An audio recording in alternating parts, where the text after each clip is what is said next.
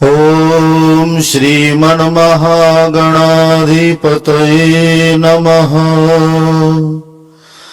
गुरुर्ब्रह्मा गुरुर्विष्णु गुरुर्देवो महेश्वर गुरुर्साक्षात् परब्रह्म तस्मै श्री गुरुवे नमः। कस्तूरी तिलकं ललाटपटले वक्षस्थले कौस्तुभं नासाग्रे वरमुक्तिकङ्कणतले वेणुकरे कङ्कणिं सर्वाङ्गे हरिचन्दनं सुललितं कण्ठे च मुक्तावलिं गोपस्त्री परिवेष्टितो विजयते गोपालचूडामणिम्।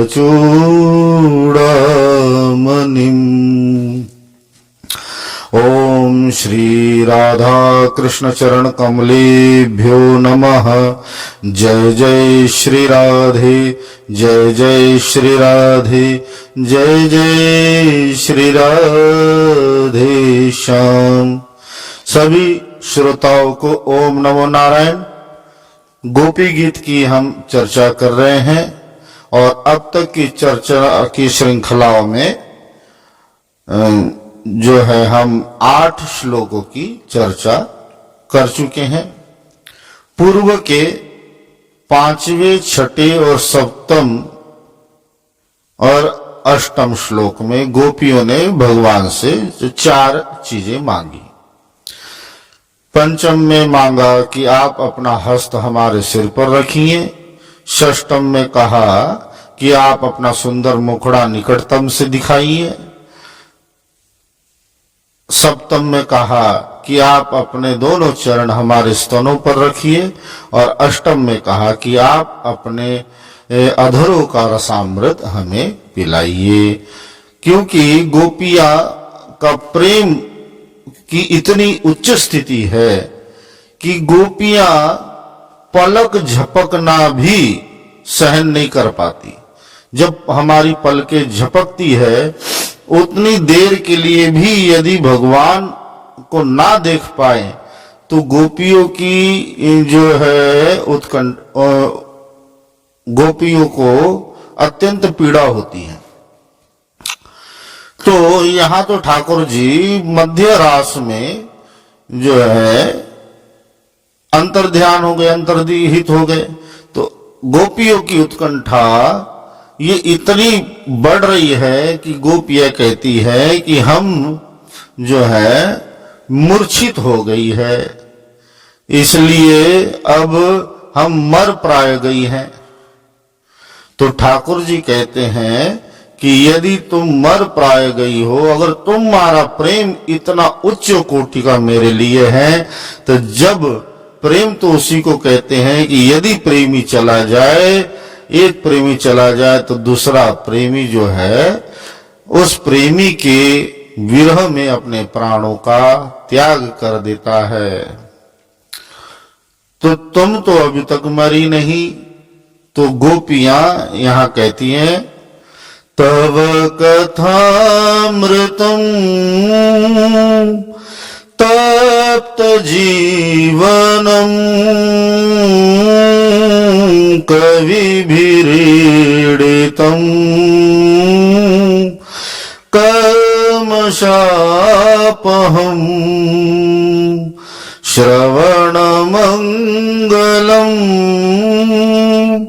श्रीमदाततं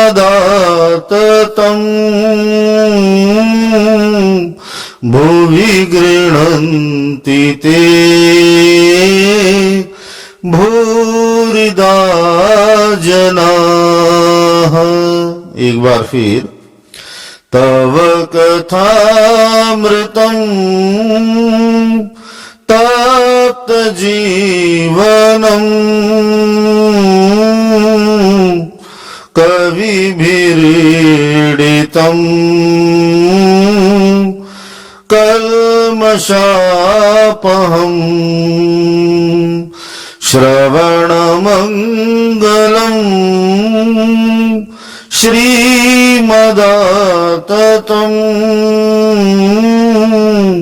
भुवि गृह्णन्ति ते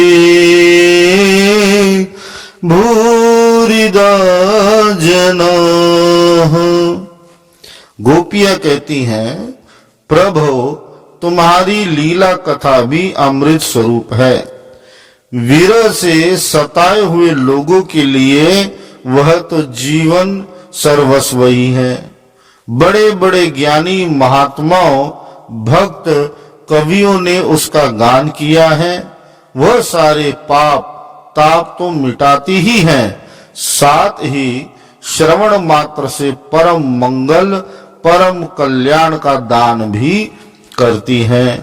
वह परम सुंदर परम मधुर और बहुत विस्तृत भी है।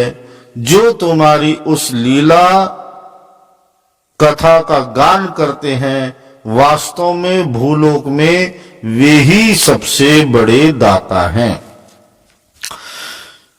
तो ठाकुर जी मानो हृदय में बसे हुए कह रहे हैं कि तुम तो अभी तक मरी नहीं।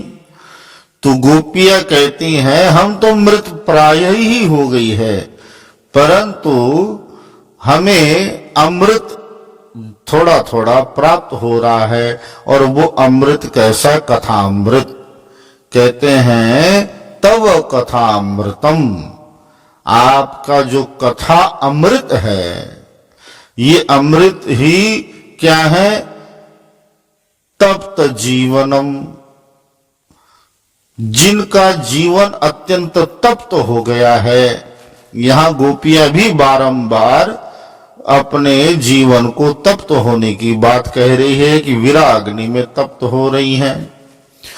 तो जो जिनका जो जीवन से अत्यंत त्रस्त हो गए हैं, जिनके जीवन में अब कोई भी रस नहीं रहा, जीवन के प्रति जिनकी अरुचि हो गई है, संसार से जो अब विमुख हो गए हैं, तो ऐसे जो प्रेमी जन हैं, जो आपके भक्त जन हैं, जिनके लिए आप ही एकमात्र सर्वस्व है, ऐसे प्रेमी जनों के लिए आपकी कथा ही अमृत रूप है।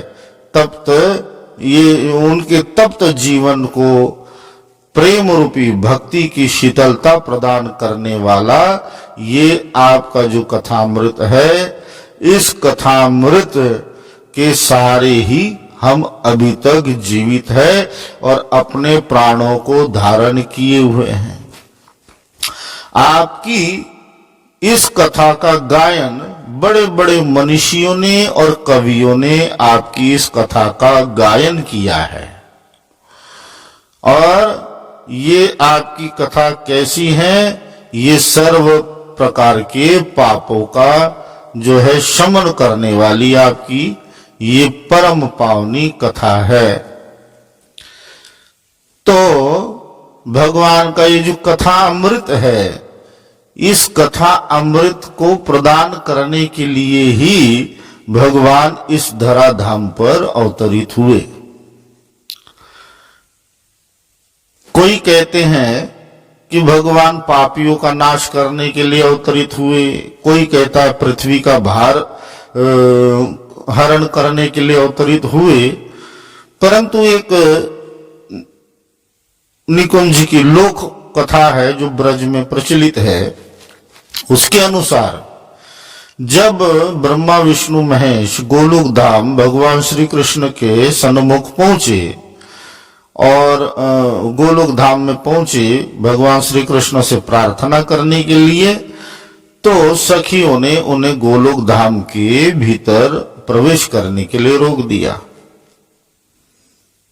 क्योंकि वहां ब्रह्मा जी ने कहा कि पृथ्वी का भार हरने के लिए और पापियों का नाश करने के लिए भगवान को का अवतरण कराने के लिए हम यहाँ पे आए हैं। तो गोपियों को वो बात रास नहीं आई।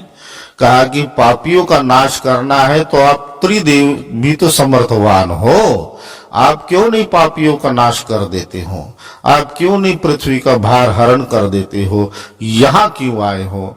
तब भगवान भोलेनाथ जो परम वैष्णव कहाते हैं, जिनके हृदय में निरंतर भगवान बसे हुए हैं, तो ऐसे भगवान भोलेनाथ सन्मुख आते हैं, कहते हैं कि पापियों का नाश ये तो एक बहाना है, हम ठाकुर जी को पृथ्वी पर अवतरित करने के लिए इसलिए कहने आए हैं क्योंकि आगे कलयुग आने वाला है और कलयुग में यदि भगवान नाम ना होगा, भगवान की लीला कथाओं की चर्चा ना होगी, तो कलयुगी जीव अत्यंत दुखी होगा और दुर्गति को प्राप्त करेगा। संसार में जो है अभद्रता, बैर भाव, शत्रुता इतनी बढ़ रही है चारों तरफ कि मनुष्यों का जीवन रखना भी दुश्वार हो जाएगा। इसीलिए हम प्रेम भक्ति और भगवान की लीलाएं पृथ्वी लोक में प्रचार प्रसार हो, इस कारण भगवान को अवतरित होने के लिए कहने के लिए आए हैं। तो कहने का तात्पर्य यह है कि ना तो भगवान श्री कृष्ण कंस का वध करने के लिए आए, ना ही असुरों का वध करने के लिए आए। भगवान श्री कृष्ण का यदि अवतरण ना होता तो उनका नाम भी ना होता।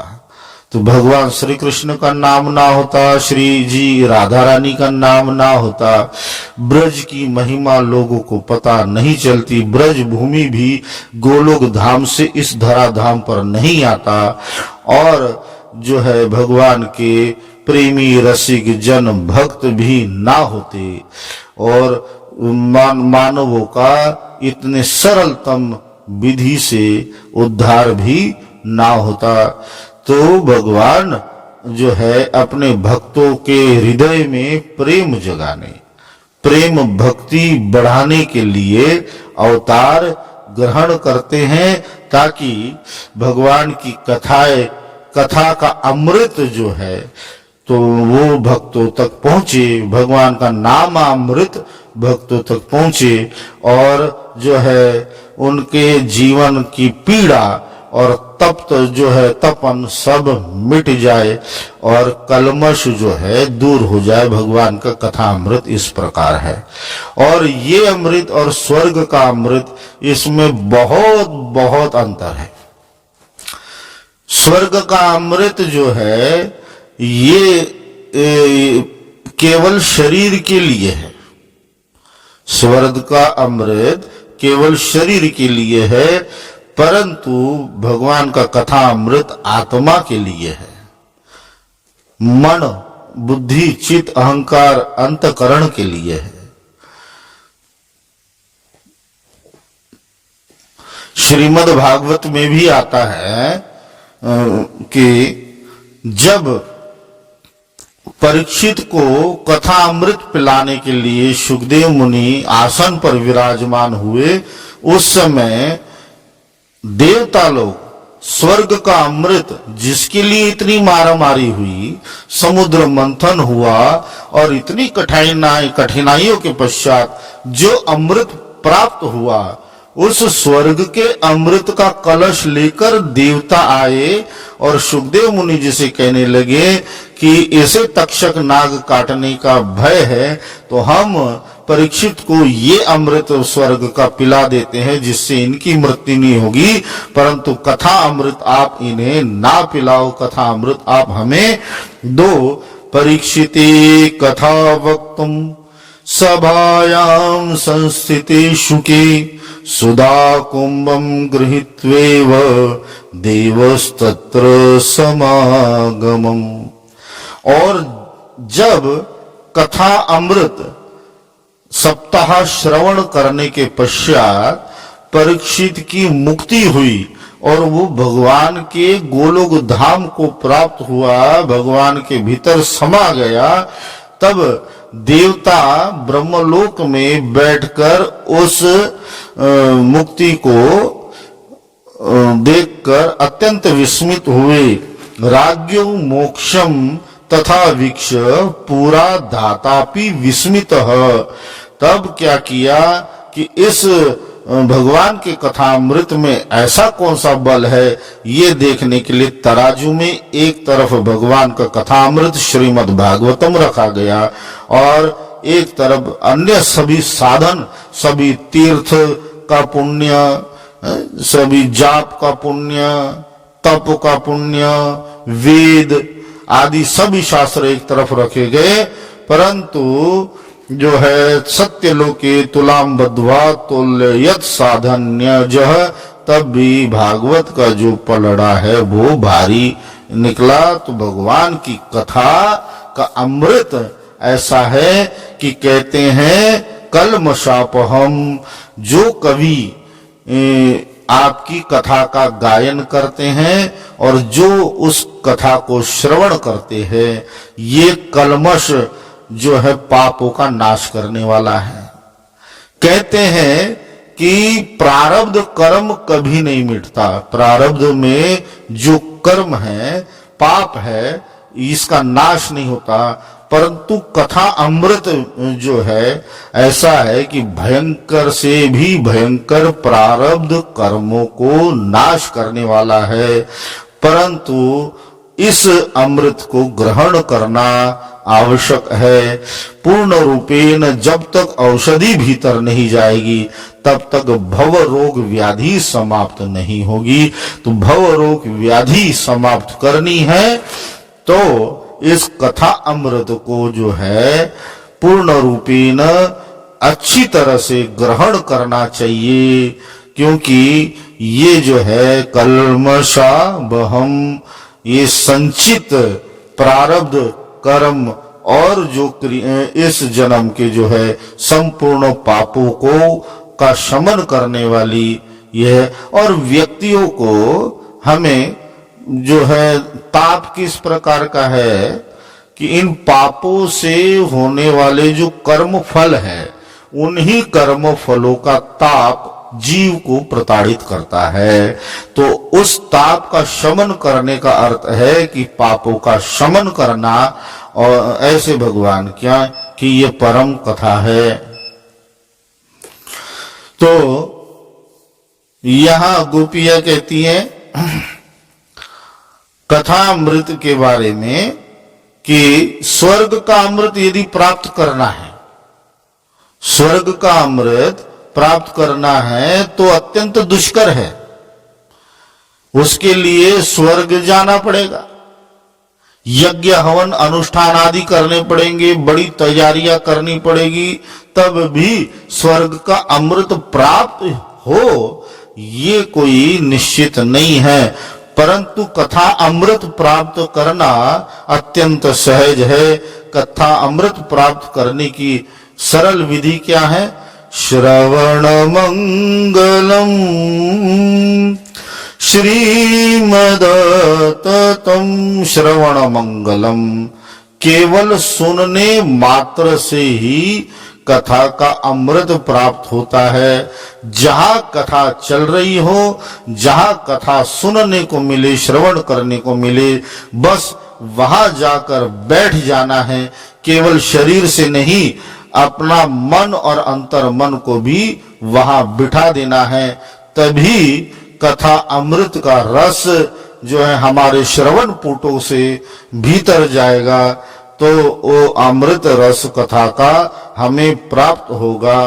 तो इस प्रकार जो है गोपियां कहती हैं कि कथा अमृत प्राप्त करना अत्यंत सहज है। तो कहती हैं इस पृथ्वी में दानी तो बहुत है, कोई अन्न का दान करता है, कोई वस्त्र का दान करता है, कोई धन का दान करता है, कोई औषधियों का दान करता है, कोई अलग अलग वस्तुओं का सभी दान करते हैं। परंतु जो है गोपियां यहाँ कहती हैं श्री मदा ततम, तो श्रीमदाततम श्रीमद आततम गृणंती, अर्थात जो आपकी कथा का विस्तार करते हैं। कई बार कथाओं में थोड़ी बात लिखी होती है, उसकी भावों को समझना श्रोताओं के लिए कठिन होता है, तो उसका विस्तार करती है। जो आपकी कथा का प्रचार प्रसार करते हैं, आपकी कथाओं को जो लोगों तक पहुंचाते हैं, वे ही वास्तव में संसार में परम दानी हैं। तो ऐसे परम दानी है वही श्रेष्ठ है। और दूसरा अर्थ इसका जो ग्रहण आता है कि जो कथा ग्रहण करते हैं, गृणंती, जो कथा ग्रहण करते हैं, तो ऐसे लोग भी, क्योंकि कथा कहना, कथा का विस्तार करना, कथा में रुचि होना, कथा में प्रीति होना और कथा श्रवण करने का सुअवसर प्राप्त होना, ये जो है सहजता से नहीं होता है। कथा में रुचि तभी प्राप्त होती है जब पूर्व जन्मों का कोई पुण्य उदय होता हो। पूर्व जन्म में कई तप किए हो, कहीं अध्ययन किया हो, जाप किया हो, पुण्य कर्म किया हो, कई प्रकार का दान किया हो, तब जाके इस जन्म में जो है कथा के प्रति श्रद्धा उत्पन्न होती है, भाव उत्पन्न होता है, कथा के प्रति प्रीति उत्पन्न होती है। और अत्यंत जिसने पुण्य किया हो, अत्यंत जिसने बहुत बहुत दान किया हो, उसके ऊपर तो ऐसी कृपा होती है कि भगवान की कथा का प्रचार प्रसार वो करता है।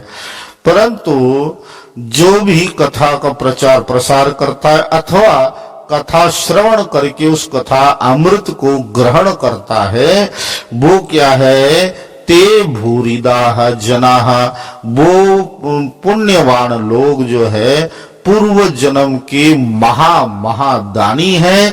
पूर्व जन्म में उन्होंने अनेक प्रकार के तप किए हैं, अनेक प्रकार की पूजा पाठ किए हैं, अनेक प्रकार के सत्कर्म किए हैं, तब जाके इस जन्म में वो बुद्धि प्राप्त होती है कि कथा में हमारी प्रीति बने और कथा अमृत ही हमें जीवन में सर्वश्रेष्ठ प्रतीत हो। तो यहाँ गोपियां कहती हैं कि हे प्यारे, आपका जो कथा अमृत है, जो संपूर्ण पापों का शमन करने वाला है, दमन करने वाला है, ऐसे कथा अमृत जो बड़े बड़े कवि मनीषी गायन करके लोगों को देते हैं और जो महादान करते, कथा अमृत का जो दान करते हैं, ऐसी कथा के सहारे ही, आपकी लीलाओं के स्मरण मात्र से ही हम अब तक अपने प्राण रखे हुए हैं, प्राण बचाए रखे हैं। तो उन लोगों को बहुत बहुत साधुवाद है जो कथा का प्रचार करते हैं और जो कथाओं का श्रवण करते हैं। ऐसे लोग अत्यंत पुण्यात्मा है, अत्यंत पूर्व जन्म के तपस्वी है, जिन्हें आपका कथा अमृत प्राप्त होता है।